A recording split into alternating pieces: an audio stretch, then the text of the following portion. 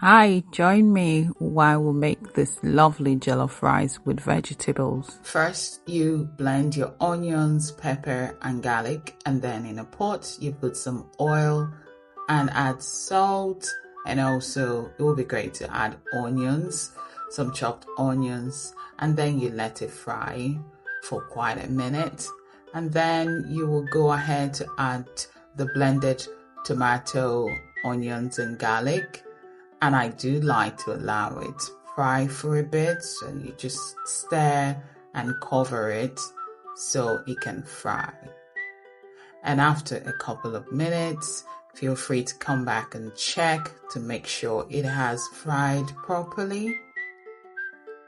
And you stir to ensure this has a uniform frying across the entire tomato. Then put your tomato puree.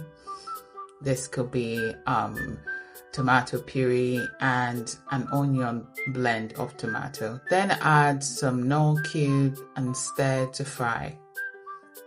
I would leave this for a couple of minutes just so I ensure it is fried properly. And then you of course come back and check to make sure that it has fried. So the water in the tomato has actually dried up quite a little. This keeps your rice tasting fresh. Then add some curry. I like to keep adding until my ancestor says is enough. And then add some thyme.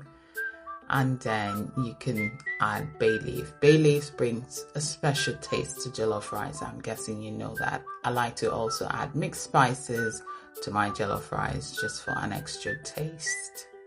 And then stir and mix a bit of the water from your ground tomato and add it back into the pot and let it fry.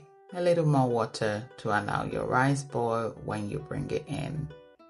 Allow it to cook for some minutes and stir again for uniformity. Then add your rice. Here I use 2 cups of rice because I like to make rice that will last longer for my family and I. You pour in the rice and stir just to ensure that the tomato mixture and your jollof rice mixture gets around the entire rice. Then pour some water, just a little water to cover the rice a little bit.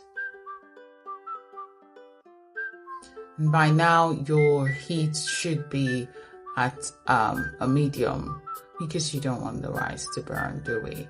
And then after a couple of minutes, come back and check your rice. You could see that it's nearly there.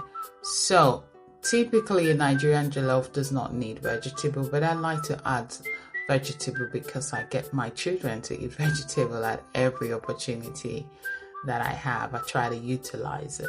So add your vegetable. Here I'm used mixed vegetables and allow the steam to boil the rice. So the steam will cook the rice for you, not adding extra water. And you cover it, allow the steam to cook the rice, check and be sure that the water has dried.